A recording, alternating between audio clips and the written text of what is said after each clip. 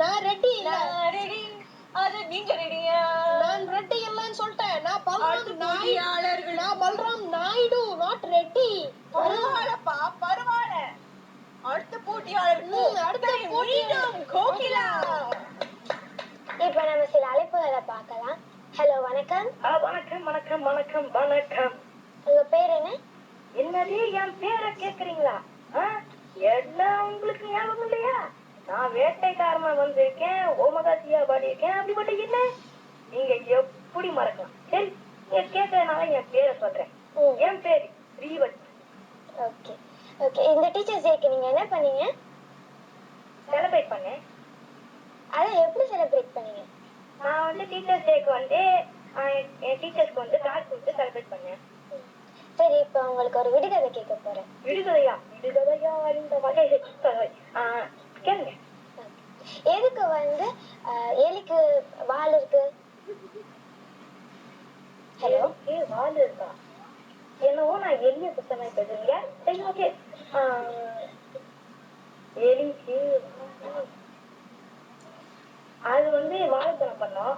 அது தவறான பதில். விடுகதையா இந்த வாழ்க்கை. அந்த பையன் யாரு? அந்த பையனை இந்த போட்டிக்கு வர சொல்லுங்க. காலரை பிடிச்சு.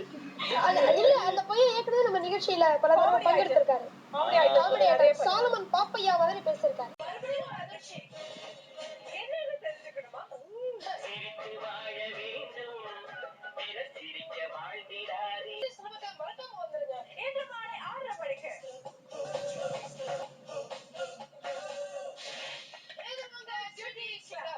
சரி, லாஃப்டர் இஸ் கன்டேஜியஸ்னு பல பேர் சொல்லி கேட்டிருப்பீங்க. ஏன் அப்படி சொல்றாங்க? அதாவது நாம சிரிக்கும் போது சுத்தி இருக்கிறவங்களும் ஏன் சிரிக்கிறோம்னு தெரியாமலே சிரிப்பாங்க. ஆமா, அது மட்டும் இல்ல, எல்லாரும் சந்தோஷமா இருப்பாங்க. லாஃப்டர் வந்து என்டார்பின்ங்கிற ஹார்மோன் ரிலீஸ் பண்ணுது. அது வந்து ஸ்ட்ரெஸ் அப்படியே 40% குறைச்சிரும். இப்போ தெரியுதா ஆத்யா, நான் ஏன் சிரிச்சுக்கிட்டே இருக்கேன்னு? இப்போ புரியுது. சரி, சிரித்து வாழ வேண்டும், சிரிக்க வாழ்ந்திடாதே அப்படின்னு சொல்றீங்க. அந்த பாட்டுல பாத்தீங்கன்னா சிக்கமாங்கு சிக்கமாங்கு அப்படின்னு ஒரு வரி கூட இருக்கும், கூட இருக்கும். ஆமா, அப்படிதான் வரும். அது உலகம் சுற்றும் வாலிபன் திரைப்படத்துல இடம்பெற்ற பாட்டு. அதுல சிங்கப்பூர்ல எடுக்கப்பட்ட காட்சி. அதுல வந்து சிங்கப்பூர் பிள்ளைகள் எல்லாம் இருப்பாங்க, அவங்க வந்து சிரிச்சு ஆடிக்கிட்டு இருப்பாங்க. அந்த காட்சியில நீங்க இருக்கீங்களா? இப்ப பாருங்க. சிரித்து வாழ வேண்டும், சிரிக்க வாழ்ந்திடாதே. சிரித்து வாழ வேண்டும், சிரிக்க வாழ்ந்திடாதே. உழைத்து வாழ வேண்டும், பிற உழைப்பில் வாழ்ந்திடாதே. உழைத்து வாழ வேண்டும், பிற உழைப்பில் வாழ்ந்திடாதே. சிரித்து வாழ வேண்டும், பிற சிரிக்க வாழ்ந்திடாதே. எவ்வளவு அழகா இருக்கு பாத்தீங்களா? அதுவும் அந்த எம்ஜிஆர் பாத்தீங்கன்னா அவ்வளவு அழகா உணர்ச்சி பூர்வமா பாடியிருந்தாரு. அந்த ஆக்ஷன்ஸ், அந்த இது வந்து பாட்டுக்கு ஏத்த மாதிரியே இருக்கு. அதாவது இப்பதான் சிரிக்கிறது அவசியத்தை பத்தி நம்ம பேசணும். அதனால நம்ம எல்லாரையும் சிரிக்க வைக்க வராரு நம்ம வெடி ஸ்ரீவத்சன். அவர் ரெடி ஆயிட்டார். அதனால அந்த பக்கம் வச்சுங்க. அது எப்பயோ வச்சாச்சு. நகைச்சுவை வெடி ஸ்ரீவத்சன். ஓகே, அவர் என்ன செய்யறாரு பாப்போம். இதோ ஸ்ரீவத்சன். அன்பு தாய்மார்களே, அருமை பெரியோர்களே, சிறிய குழந்தைகளே, மாலை வணக்கம்யா. இப்போ நம்ம நடிகர்கள்லாம் நம்ம கிட்ட நகைச்சுவை சொல்லி அப்படியே பாரி வளர்ந்து வந்துட்டாங்கய்யா. அவங்கள பாப்போமா? வாங்கய்யா. அண்ணே, ஆள் பக்கெட்லயே எங்கென்ன சாப்பிடலாம்? இது கோத்தையாதாண்டா.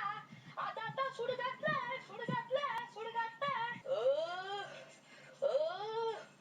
பால் கொட்டு வேற போகிலோ, அரிசி கொட்டு வேற அரிசி வாங்கிலோ.